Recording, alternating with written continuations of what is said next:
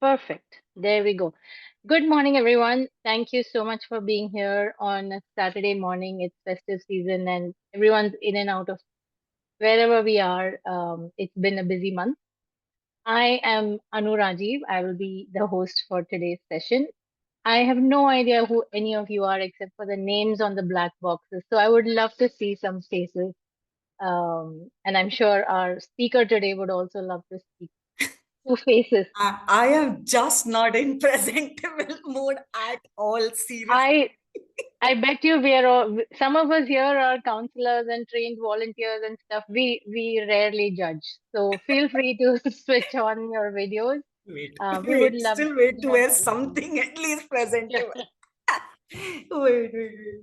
Oh We would God. love to see more videos on, please. Thank you so much. So welcome to Pukar Foundation's Wellness Dialogue session on caregiver burnout. It's literally going to be a conversation on balancing care for others and self. Thank you, Richa, and thank you, Sakina, for switching on the videos. We really appreciate it. So every month through this platform, for the last, I think this is our 23rd, 22nd session. So we have been doing this every month for almost 2 years. Through this platform, we've been bringing topics related to mental wellness. We've had empathy, listening, positive mindset, suicide, overcoming grief, managing expectations. So many topics. The key aspect that we like to emphasize in all of our sessions is the practical applicability of it. How do we use all of these? Everyone has access to theory these days, everyone has access to information. But how do we use this in our day to day lives for ourselves or for others in our environment? Before we jump into the session, I would like to take a few minutes to talk about Pokar Helpline. We are an emotional support helpline. It's completely volunteer driven. We provide free, confidential, non judgmental emotional support to anyone feeling stressed, depressed, or suicidal. We have thoroughly trained volunteers who listen to you and try to understand how you're feeling without any judgment. And I'm sure we can all agree that that is something priceless in today's time. Um, we will put up the details of the helpline on the chat. Please feel free to share it with whoever you think might benefit from such a service. We're available on all days from 10 a.m. to 2 p.m. And Dolly will put the information in the chat in a bit. Before I introduce the speaker of the day, Saranya, thank you so much, firstly, for being here. I will get to you shortly. I want to just get over some housekeeping rules. So we will be recording the session. We will, it, we love for it to be interactive. So during the session, if you have any questions, feel free to put it in the chat. I'll keep an eye on it and I'll make sure to bring it up in the conversation. So please put it in the chat. And towards the end, also, we will have a Q&A if you have any questions to ask Saranya directly. During the Q&A, we will also be sharing a very small, short feedback form, which really helps us to understand how these sessions are going for you and what you would like to see going forward in these sessions. And last but not the least, at the cost of repeating myself, please do keep your videos on. It really helps us to make it feel like we are a community and speaking to each other. A quick introduction to what we are talking about today. So, caregiving is a very big term, but if I break it down into just caring for someone, I think that comes very naturally to all of us humans. We genuinely, I think, want to care and want to be cared for. Whether it's caring for a child, parent, partner, patient, whatever, it's one of the most, I think, meaningful experiences for humans. It shows us that we're capable of love and empathy and responsibility, and it also makes us feel good. And we always love things that make us feel good. But despite all that, I think in the quiet corners of all of that giving, many caregivers do find themselves running on empty and still giving, which can lead to a burnout, which is what we will speak about today. When the focus is always on others and very little on self, exhaustion builds and resentment builds, all of this silently, physical fatigue, emotional overwhelm, you name it. So today, together, we will explore these signs of caregiver burnout, the inner patterns, what goes on inside that sustains this, and ways, most importantly, I think ways to restore that, how to correct this, both for others and for ourselves. With that, I want to introduce Saranya today. Good morning, Saranya, and thank you so much for being here. We really appreciate you spending your time here. Saranya is a certified diabetes educator, caregiver, and passionate advocate for emotional well being and caregiver resilience. She holds a bachelor's degree in engineering, an MBA. She began her career in corporate world, working as a program manager with HP and Sundaram Finance. But I think life had different plans for her. While she did all that, after taking a break to raise her children, life brought profound health challenges within her family. Experiences that I think, as she puts it, repurposed or reshaped her purpose and her professional direction. For almost a decade now, she has been living, breathing pediatric type 1 diabetes for sure, along with other significant health challenges for herself and her near and dear ones at very close quarters. Saranya, correct me if any of this is wrong, feel free to stop me. But her journey as a mother and a caregiver to a child living with type 1 diabetes inspired her to pursue national certification as a certified diabetes educator. Today, she combines her professional expertise and most importantly, I think her lived experience to support families that are going through a similar situation, helping them move from overwhelm to empowerment. But that's not the only hat she wears. Beyond all of this, she's a swim coach, she bakes, she has been a primary school teacher, and she does a whole lot of things. I have known her for a year, and she's always doing something exciting and interesting, each reflecting her creativity, adaptability, and deep sense of care to everything she does. She's passionate about swimming and sports and sees them as powerful metaphors for balance, flow, and resilience. And this is one thing I have observed in her as well, which is her ability to turn her awareness into action in both her personal and professional life. So I think there's this is a prime example of a caregiver who has been there, done that, being there, doing that, and still managing to live a whole life. So thank you, Saranya. We are really privileged to have you here with us today to speak about this topic. Thank you, Anu. Thank you so much for having me. Thanks to Dolly and Pukar. Can I say something? I got a message that LinkedIn Live is not working. I hope that's resolved by now. I texted in the chat as well. Dolly, do you want to check that? Yeah, I'm just fixing that. Yeah. Great. Okay. All right. Thank you. So as we get started, Saranya, I think I want to set the context for caregiving because I think each one of us is a caregiver in some way or the other, especially I think if we are parents or, siblings or whatever. After a certain age, you automatically are a caregiver for someone or the other. But we're not talking about that expanded scope of caregiving as such. We're talking about in addition to our usual roles, like as a mother, father, sister, brother, professional, whatever. In addition to that, sometimes we are asked to step into this role of caregiving. Um, and that is the scope that we are talking about today. Is that where what is that your understanding as well? That's right, Anu. Yeah. Yeah, that's a beautiful place to start. Such a meaningful conversation today. Because I believe in all of the caregiver, the person underlying in caregiving, the person underlying is forgotten. There's not one person who asks you, in my experience, that how are you really doing? Yeah. So I believe the context is really wonderful. It's a meaningful conversation I'm looking forward to having today. Great, great. And I think you and me had a chance to talk about this topic, a little earlier, prepare for the session. And I loved what you said about it's really about stepping up because otherwise we are all doing all of these roles, but now we're stepping up into this role. And, do you want to say something about that? Yes, when such a unexpected situation falls on us, we don't realize it's thrust upon us that we don't have a choice but to step up. So I Yeah. believe it's over and above. what we're already doing, and Yeah, it comes from a place of love, I believe. Yeah. So, absolutely. yes. So important. So beautifully put.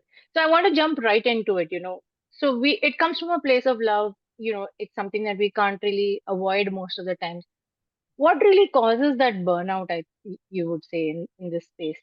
What causes caregiver burnout?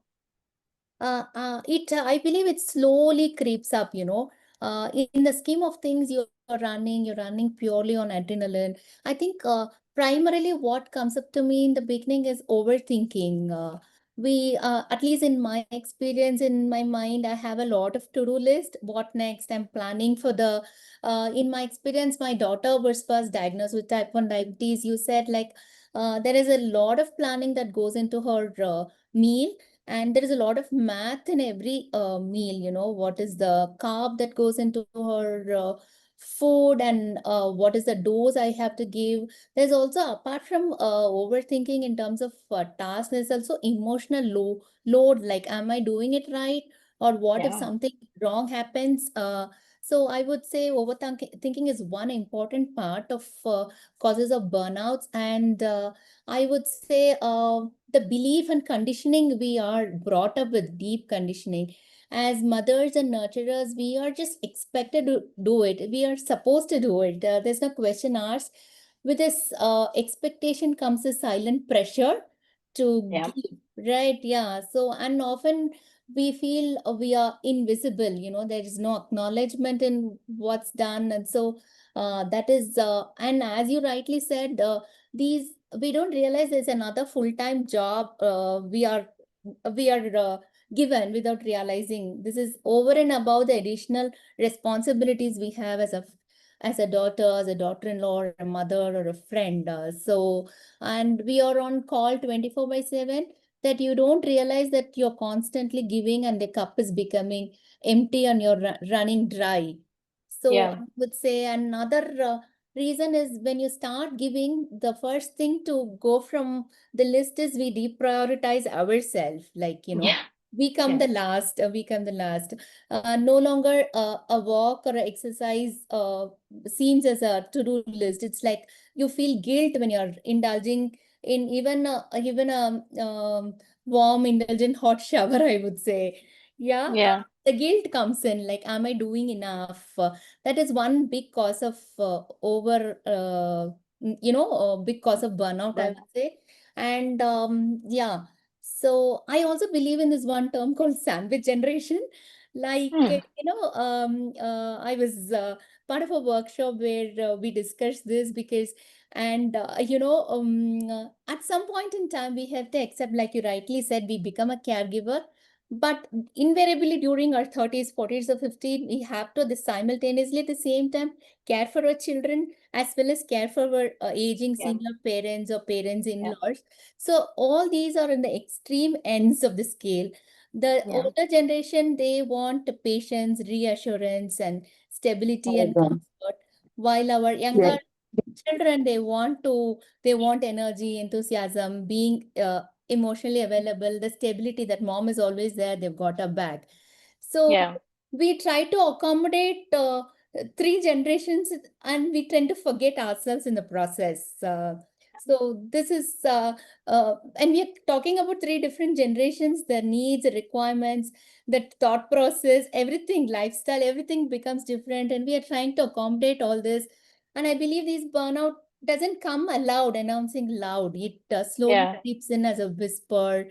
And this then I feel at one point in time I was becoming very silent, taking everything inward, not have being disengaged. So that's when I realized I need to take time for myself. I cannot hmm, purely run on adrenaline, that we need to pause to give better, avoid being yeah, fatigued or irritable. So that's I realized it over a period of time. That yeah. I'm sure, and you had plenty of time to do that. You've been doing this for a very long time, and you bring up some really good points, Aranya. I think what it sounds like to me, from what you're talking about, is like it's an environment of constant alertness.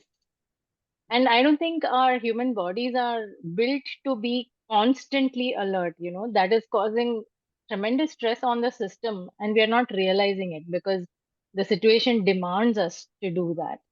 In the end, that kind of an environment itself can be a cause for burnout, right? And on top of that, it can, in this case, maybe because it's for you, it's your child, so the environment may not be as stressful. But if it's a senior citizen, there's terminally ill or something that's a really grave critical condition, the environment can be quite stressful and depressing, even, like really bringing you down. And still functioning at your best in that kind of an environment can be quite an effort, and can be quite exhausting, I would imagine, right?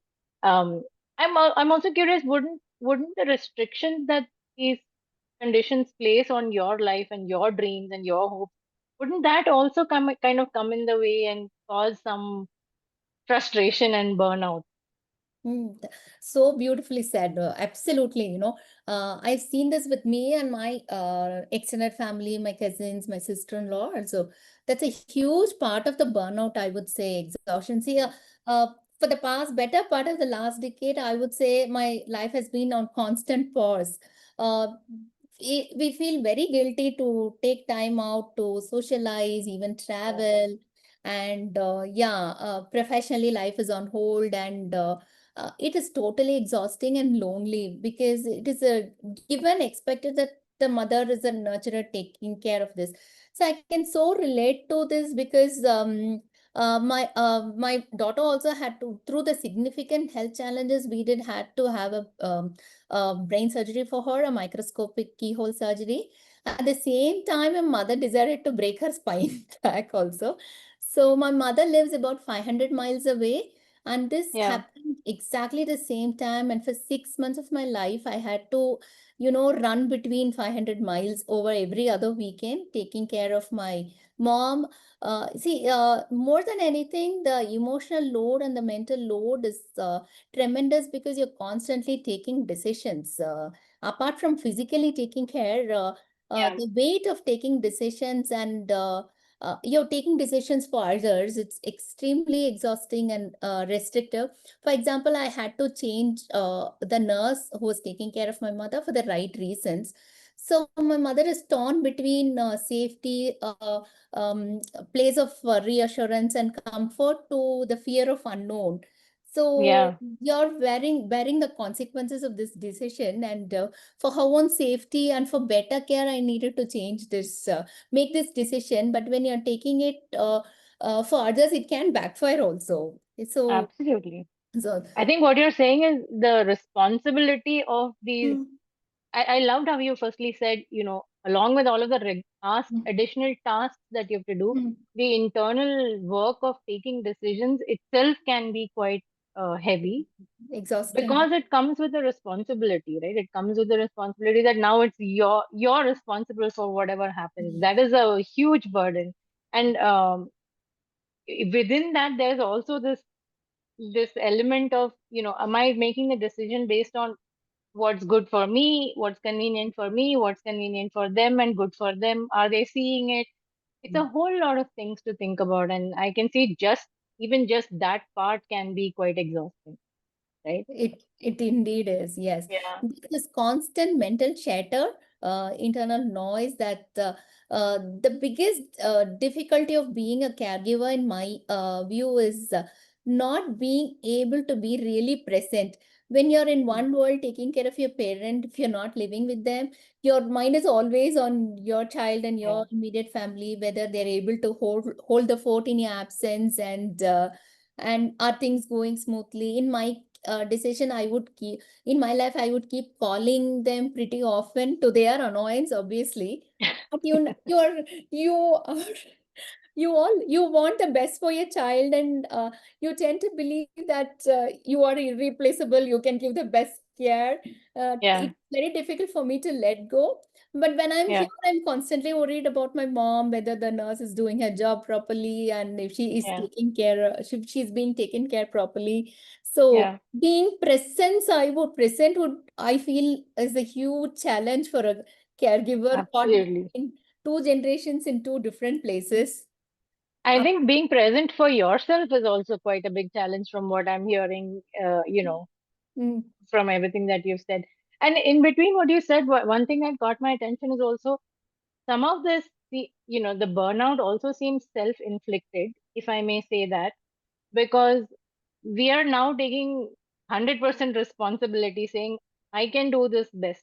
I don't think anybody else can do this. We do tend to get into that space because we have done it for a while. And thereby not allowing the system to help us and taking all the load on ourselves, right? That can also cause burnout. And in some ways, it is self-inflicted. And also the beliefs that we hold, which are mm, also feeding into this exhaustion that, oh, I should be the one, I'm the daughter, or I'm the mother, or I'm this, or I'm that, I should be the one doing this, the conditioning, everything. And each one of these kind of plays into the heaviness of all of it. the vicious cycle. You absolutely uh, truly put it in the right way. As I was narrating this, I was realizing that I was explaining to you that I lost the sense of my self-preservation myself. In the entire reflection, I hadn't brought myself in the picture. Uh, Yeah. See, even during even while talking about it, we don't bring it up. That is the extent of deprioritizing ourselves, so to speak, right? So uh, beautifully put. I think this is a whole bunch of things that are going on that, from the outside, I think we just see it as, oh, you have to, make some extra meals or, count some things, but it's not just that. It's also the what's going on under the hood, what impact it's having in your life. All of these things are also causing the burnout, is what I'm hearing from you. And I love that you bring in your own example while talking about it, because that makes it really relatable. In fact, what were some of the early signs that, okay, let me even start with saying, did you even recognize that you at some point might have been burnt out? If you did, then what were some of the signs that showed you that? I believe the body keeps score, but I really didn't. It was whispering, there were signals, but I Yeah. really didn't pay attention because you don't want to believe it. You want to keep Mm. going, right? So there is this fatigue, extreme sleep deprivation, and probably a huge weight loss, which are signals more than whispers, but you want to believe that you are strong and you can keep going, and you do realize it. I didn't realize, and it was brought to my awareness only when the cup cracked, when I had a nervous breakdown, and I had to I was forced to take a pause and reflect, and it was a hard truth realization that I need to take care of myself. So in the process of constantly loving and giving, we also the biggest uh, side effect to caregiving is, I feel, out of love we intend to stop seeing the boundaries. We lose track Mm. of boundaries, you know. So beautifully put. Uh, Yeah. yeah, so that's you believe that uh, you don't understand that you have to take pause and take care of yourself to love better, to give better. That is lost in the realm of things, and it was a rude awakening for me. Yeah. I, Yeah. I, I want to come back to everything you've said, but what you said about you have to take a pause to love better and give better. I think Mm, we can say that again for sure. I don't think that gets recognized enough. We mm, feel like, we need to keep doing and caring while putting ourselves in the back of the list, while not realizing that we are not able to do a good job at what we really want to do because of that. So it's mm, it's so important to just, if nothing else from this session, I think to just take that one line. You know, taking care of yourself is important to care better for somebody else. And I think while speaking to you, you also mentioned an example of the airplane, right? How they do you want yes. to do you want to talk about that? Yes, yes, we need to give oxygen to ourselves before we can give it to others, Yeah, right? So yeah, that is totally lost in the scheme of things. yeah. Truly, it's And I've always wondered that, on the planes, like, why would they say don't take care of your child, first take care of yourself? But it makes so much sense to, uh, you would be in a better position to help if you are doing this. taking Yes. care of yourself Yeah. first. So Yeah. beautiful. So what I'm hearing you say in terms of physical symptoms, Mm. or signs that you watched, or you didn't watch, but you were forced to watch, was the fatigue and the sleep deprivation. But I believe that there would also have been, things happening under the hood, so to speak, which probably went unnoticed even during your nervous breakdown, right? I Mm. mean, I think we don't recognize the internal conflicts or the internal battles even when the physical gives up. Mm. So, what Yeah. do you think was going on in your mind at that time? Like, what was going on inside your mind, while all of this breakdown or burnout was happening? Uh, bec I would say I would not say it specifically to me, but Mm, I can generalize or feel or see what others could be going through is like, will it ever end? Will this situation ever change? Will I be mm, able to get away from being on call for 24 by 7? That's a yeah, big thing that could be going on in the mind of a caregiver. We tend to forget that we are part of the circle, that we are inside the circle to expand the circle, yeah, when I mean circle, it's a caregiving entire circle. Is like yeah, we tend to see ourselves away from the circle. But when we are inside the circle, we can be nurtured by ourselves and we can take care of others better. The biggest, I would say, is being underappreciated, being invisible, just taken for granted. You're supposed to hold things together. You're supposed to run the house apart from having the emotional, mental, physical load that yeah, you're constantly supposed to give. And even the guilt of asking for help, yeah, yeah, I am capable of doing, I must be doing it, the silent expectation.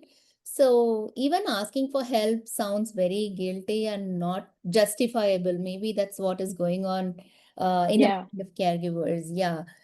In my yeah. case, there was a lot of help, but I uh, believed I can do it myself rather than asking help. And probably I thought I am the only person best equipped to give Mm, this false sense of, or being the, I think probably young mothers go through this when they're caring for yeah, infants or yeah. toddlers, like probably. Mother So knows best.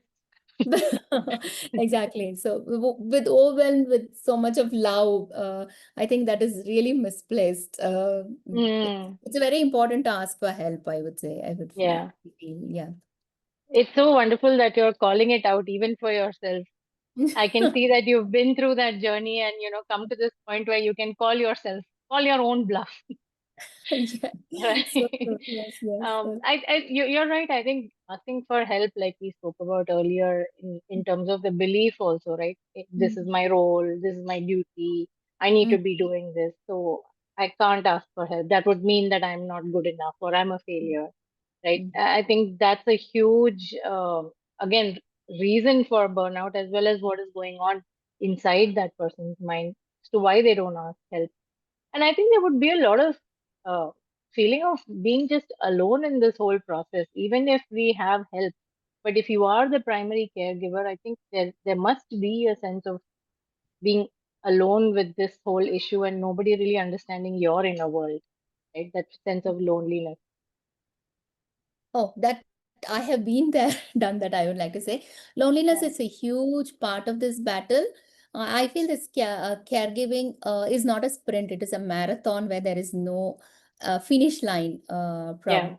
So you tend to be you tend or get to be the bad cop here, You have to be the one to administer medicines, In my case, it has been painful injections and mm, you have the unfortunate privilege of saying no to junk food or yeah, high carb food, sweets and snacks. And we have never said no to our daughter, but there is always a thing called portion control, balance. It's very difficult to say to their face, yes, say to their face that it is enough.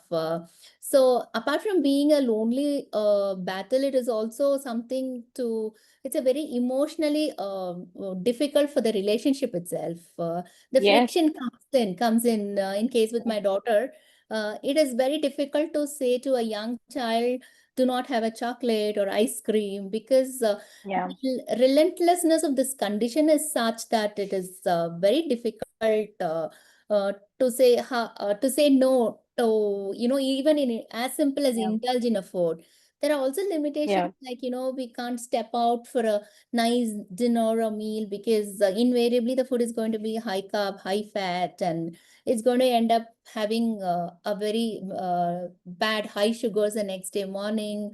So Yeah. it's a very, very lonely, difficult battle, very challenging as Yeah. well, extremely challenging. I love that you said the strain that it takes on the relationship. I'm surprised we didn't bring it up for, Hmm. this long. It's so it I think it's in my face right now because I recently went through that as well, where, we want, let's say, somebody who's going through, a period of pain to take rest and, recoup and recover. But if they have the personality, or they have always been the type of gotten things done, they don't feel like resting. They're like, okay, why are you coming in my way? You're not thinking about me. You're only thinking about yourself. So it really causes a strain on the relationship. It's such an important point. I think all of this really paints a picture of the caregiver's world, right? Hmm. I think it helps us understand their world better, or your world better. And anybody else who's, as a participant has been in this position or is in this position, it helps us to understand what is going on and therefore provide better support. Which brings me to, okay, we know that these, issues exist, and, good for you that you have gone through this journey and recognized some points and have taken steps. But what are some really small, simple first steps that people can take who are finding themselves in this position right now? There can be very small, very micro steps that can be taken. For example, it need not be a glorified vacation or a spa day or something where we have to, have a separate time, schedule it, because it will never Mm, happen. It's not going to happen. Something or other is going to come in the way. For yeah, me, I'm a very early morning person. So for me, it's a sacrilege that I get that me time, alone time, before the buzz of the day begins and yeah, everybody is away. So even that first cup of fresh coffee is so regenerating. I love that. That sitting quietly, having a I agree. coffee and reading, that's very important for me. Even this small act of self indulgence or self care can go a long way in having Yeah, a wonderful day. Then I have some small systems and structure in place, like I have alarms for medicine so that I don't miss them. I don't have the mental load or guilt of forgetting to mm, give it. And then there can be some family can help with taking some small tasks away, sharing tasks, and even the family support, like we'll take care, you step out, go out with your friends, take alone time. Even acknowledging that and providing that space is a huge thing for self-care. And I believe it should be called as a radical self-care, because this has to be integrated into our way of life, rather than segregating some time. This should happen at least on this point of time. yeah, But even pausing in a day to breathe, and I like fresh air. I just go for a small walk. My children are grown up, quite old, 16 and 11, and they don't like me to come to their bus stop and send them away. Like, don't embarrass me. So, but I yeah, still insist on, so I still insist on going, because I get some fresh air. I meet some parents, and yeah, I yeah. thrive and get energy from meeting people. Yes, big one. Big one. So these small things will really help. And I feel, want to add one point, the whole point of caregiving, at one point, more than a responsibility, it becomes as an identity and how we show up in the world. Like you initially started in the beginning of the conversation, caregiving is so inherent part of us that we don't really know when we are caregiving, as a mother or daughter, Yeah, as a friend or partner. We can be checking in on a colleague who is not looking really happy, and tell, what are you, what is going on for you. That can really be important. Small acts of self-care. yeah, Probably I want to talk from the other end of the spectrum. Like some days I would really call my maid and check in, how are you doing, you look dull today. That acts of self-care can be so meaningful and can be so different for the person receiving it. Like, I'm seeing yeah, you. Yeah, Yeah, it can come in everyday acts of small micro step acts, which will be very meaningful and make a hell lot of difference to the person we acknowledge. We say, I see you. How it's correct. really doing. Yeah. So you're talking about both sides. So as a caregiver and as someone who has a caregiver in their environment, And you've given us, tips for both these people. So as a caregiver, expand your world a bit. Don't keep it restricted to this so that such that it becomes your identity. yeah. And as someone who has a caregiver in their environment, start noticing, right? Start appreciating, be more observant of the struggles of that they might be going through. That small act itself can make a huge difference, like you said. Um, and I mean, we spoke about the beliefs that Mm. cause this kind of, But burden that we put on ourselves. Of course, it's got to do with the society and the upbringing.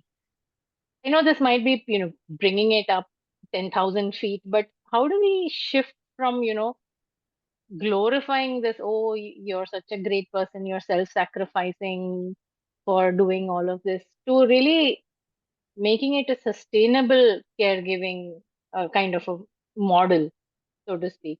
How do we change that mindset, I think, is what I'm asking. I loved what you said, glorifying caregiving, because I think it is very deep rooted in our culture. We are brought up in Mm, a way that you have to be a very good daughter, very good wife, very good yeah, daughter-in-law. I think it was so ingrained in me personally that this is what you have to live up to. It is so rooted in our culture that exhaustion is also very glorified, I would say. Like, yeah, we should be the super mom. We should, and it has always been that we should put others over and above us. yeah, That itself is very the huge responsibility, a burden, and a pressure that mm, the very act that you are not given permission to take care of yourself, that is to shift is, I think we are getting there. A lot of conversations around this is making meaningful impact and changing the narrative. I would say just that if we can talk about it in forums like this, it will bring a yeah, huge shift in taking care of ourselves. Like, I would say even talking about it to our own friends and how much we go through will bring some difference in this space. right. Yeah. Uh, Wonderful. And yay to Pakar for doing this, and yay to you for, talking about it. Certainly, I think talking about it helps. And I love the usage of the term giving permission. I mm. think we need to give ourselves permission as well as give others permission to be human, not necessarily in this glorified godlike persona. Um, one interesting question I have for you in this whole process of caregiving and all of this, and we are, buried head down into the process, but I bet it must have taught you something about caring for yourself. What did this whole process teach you about caring for yourself? It taught me that probably that I am also an important person here. I'm also an inherent. Yay to that. I want to put a reaction to just for that. Absolutely, you can say that again. Like I said earlier, I'm also an inherent part of the care circle. Yeah, So to expand or nourish and or to thrive, I think the primary important person is me, and I need to yeah, be more gentle, especially where from a very hard experience, I've learned that I need to be kinder to myself and forgive myself more than anything else. It's mm, okay to make mistakes. You are yeah, doing the best you can with the resources and knowledge you had at that point in time. It correct. has been an evolving journey, and with more awareness, I think I'm doing a great job better now, taking care of myself, stepping out. I'm able to love more, give more, have more Yeah, empathy, rather than operating on autopilot and just delivering just because you had to, and yeah, showing up no matter what with a sense of duty.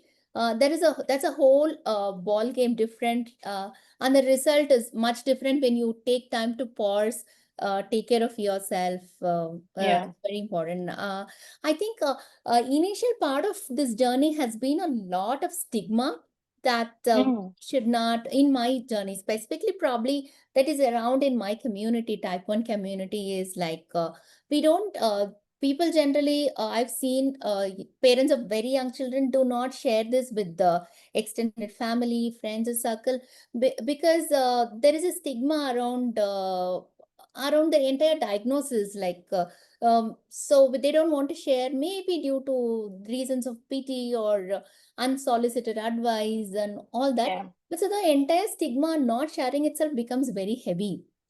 It's such a huge Absolutely. burden to carry. So the support of friends is not there, and it's definitely a huge burden, I would say.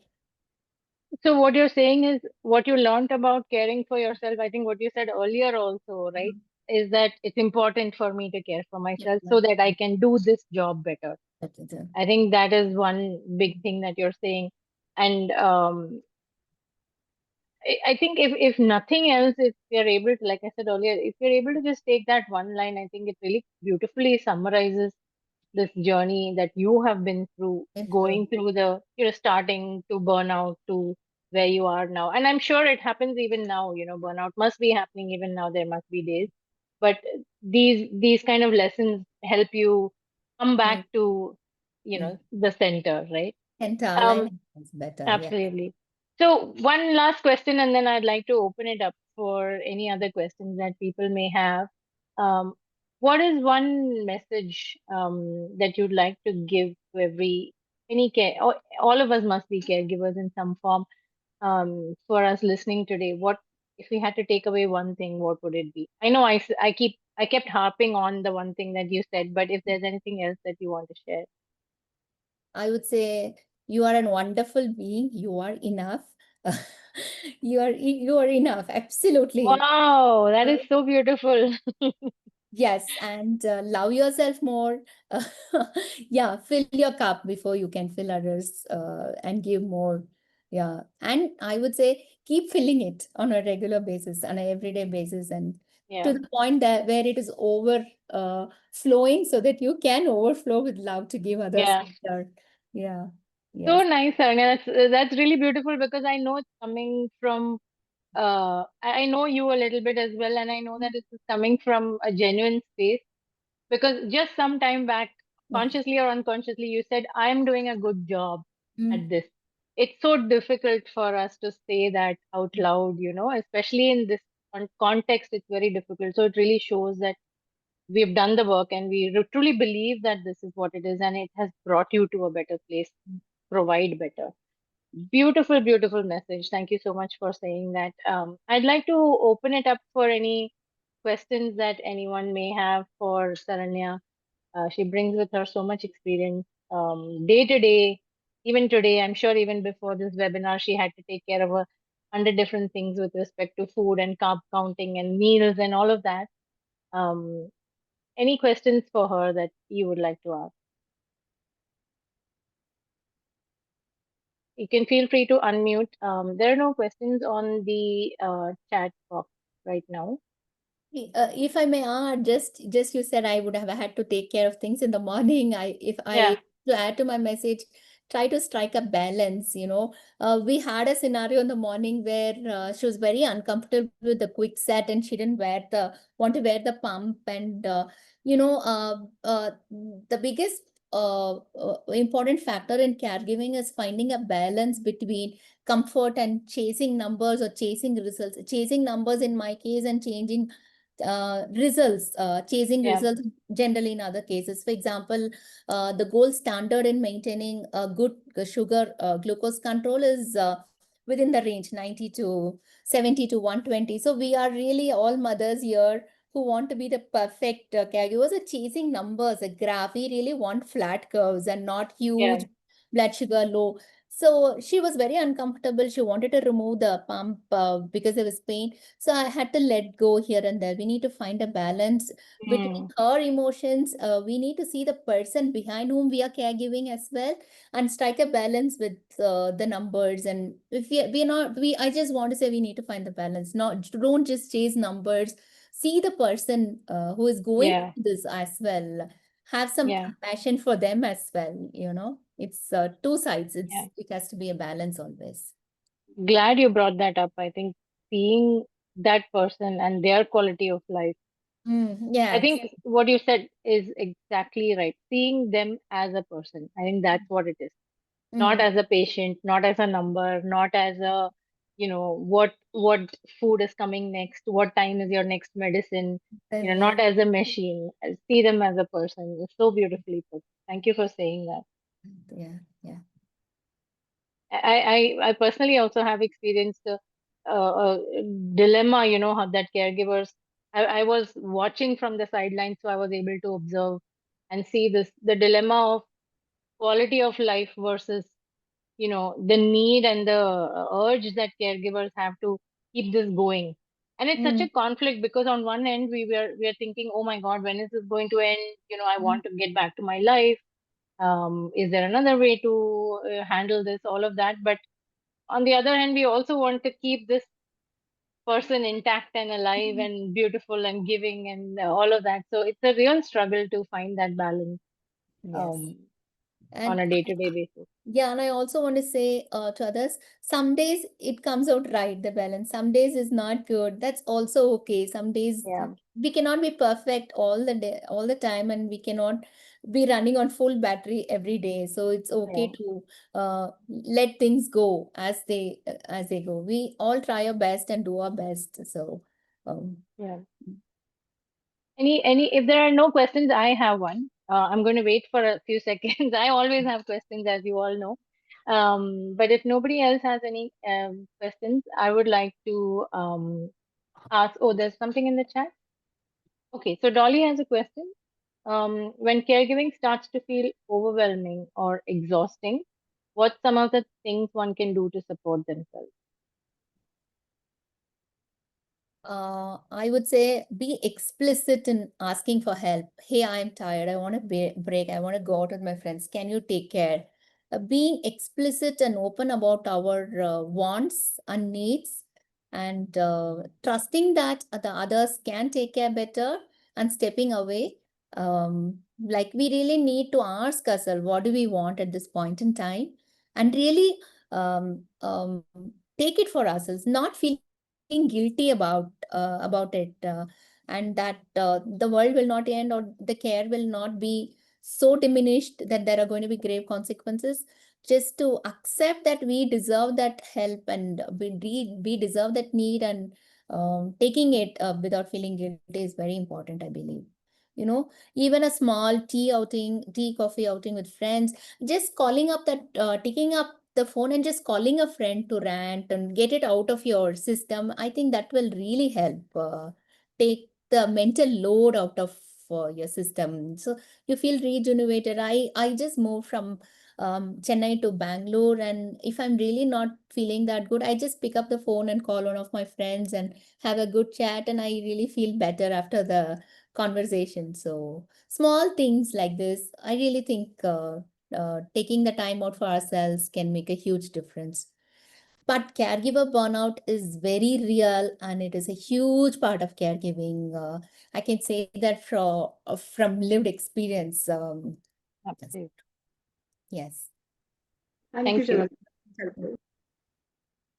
Brinda has a question. Please go ahead, Brinda. Yeah, hello. I'm sorry I joined a little late because my phone had completely run out of battery. So I was listening to the conversation, and I just have one thing to say which I observed, that caregiving has become a part of our identity. And it's almost that we are perceived or even seen as someone's caregiver and not even ourselves anymore. Yeah. Because in my case, at least, if I can just mention in one line, I have been the primary caregiver to my in-laws for 26 years. Wow. So one person bedridden after another, and it has been an extremely high level emotional and physically tiring journey for both my husband and me till date. Wow. So, as she mentioned in the previous, Ms. Sharanya mentioned, it becomes very overwhelming and taxing, and you don't know what to do. You just feel like crying or shouting at the universe and saying, why me? Why cannot it be a little better? Because there is only so much you can give. At one point, you feel there is nothing more left to give. I don't have anything to give. And somewhere I feel, something grounding like calling a long distance friend and just crying it out and saying, can you just listen to me for 15 minutes? Yeah, Because sometimes even a coffee or a tea or even a day out with your friends is not possible. correct. It's been about 7 years or since we have taken a family vacation. My husband and I don't travel anywhere together. It's just one of us because one of us always has to be at home.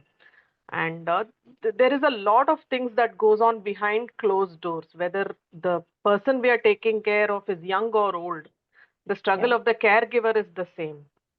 yes, And because it is immediate family mostly, the emotions are always high. You may have help on hand to do the household physical work, but emotionally you're carrying the entire weight. So I completely resonated with that identity crisis because you're no longer Brinda, you're always someone's daughter-in-law or daughter, or yeah, you're seen as only a glorified caregiver. And I have spoken to some of my mentors also, if there can be some magic pill that I could get to just feel better and do the work on a daily basis, it would be very helpful. Thank you for a very nice session. It was really, I felt better just listening to you for half an hour. Thank you. Yeah, I can totally resonate with Brinda. Thank you for sharing. I could relate to every single statement you made because that is literally what my brother is going through.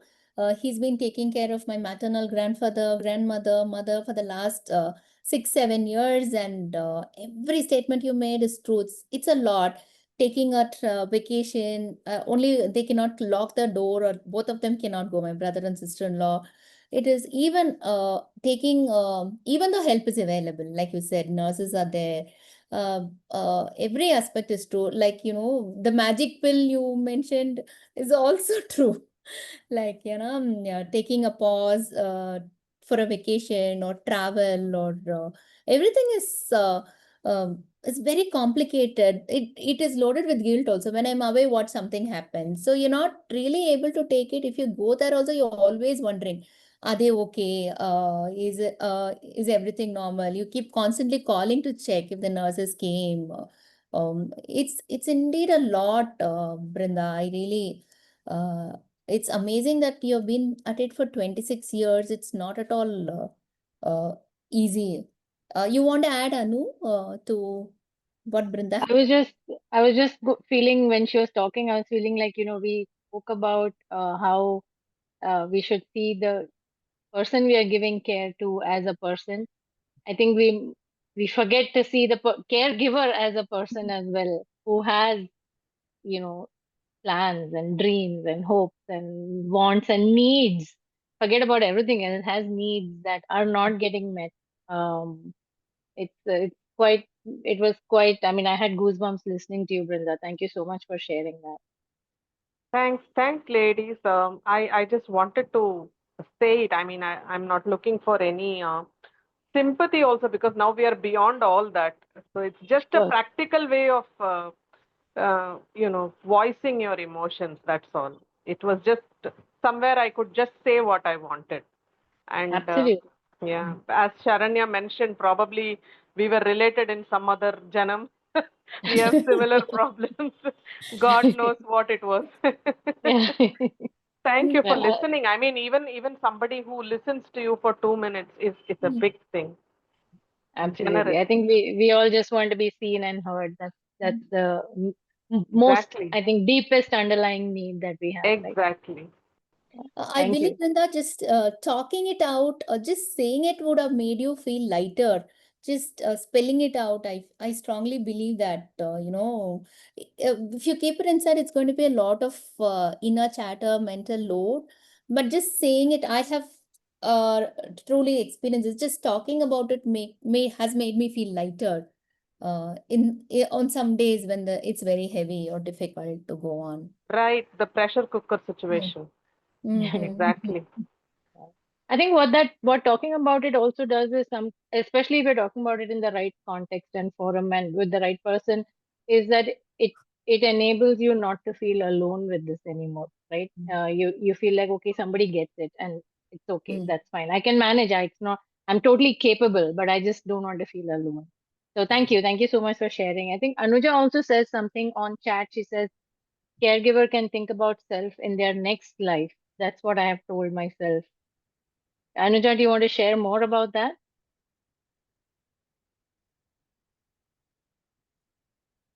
Okay, maybe not, but that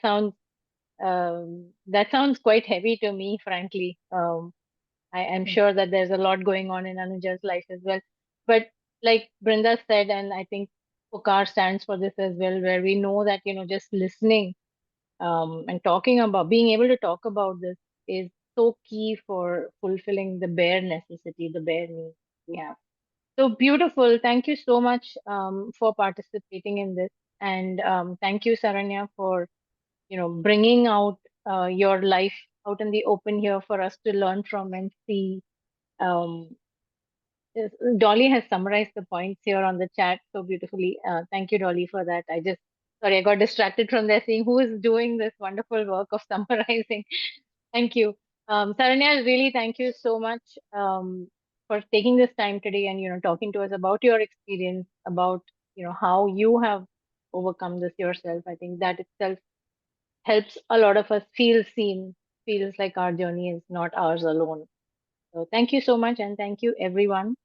Yes, Anuja, the recording will be available on Pukar's YouTube page. So please do take a listen to that. And there's a feedback form that Dolly has just shared. If you can, quickly take a minute to just fill that in. It's not a very long form. Like I said, it helps us understand what kind of topics, if this was useful to you or not, and things like that. So if you can take a minute to do that. Wonderful. Saranya, any last words for us? Thank you. I just want to thank from the bottom of my heart to Dolly, Pukar, and Anu for having me. And this has been a beautiful, wonderful, meaningful conversation. Thank you for everyone who chose to spend Saturday morning 1 hour with us. Thanks for listening and thanks for sharing your difficulties as well.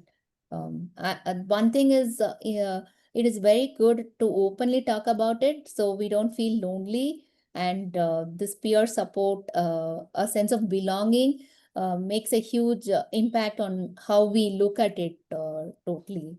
It gives us a sense of belonging, and it helps us pull through this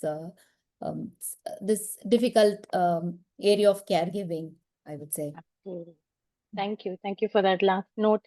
With that, we can end the session. And thank you again for being here on a Saturday morning. Thanks, Saranya, as well. Thank you. Thanks, everyone.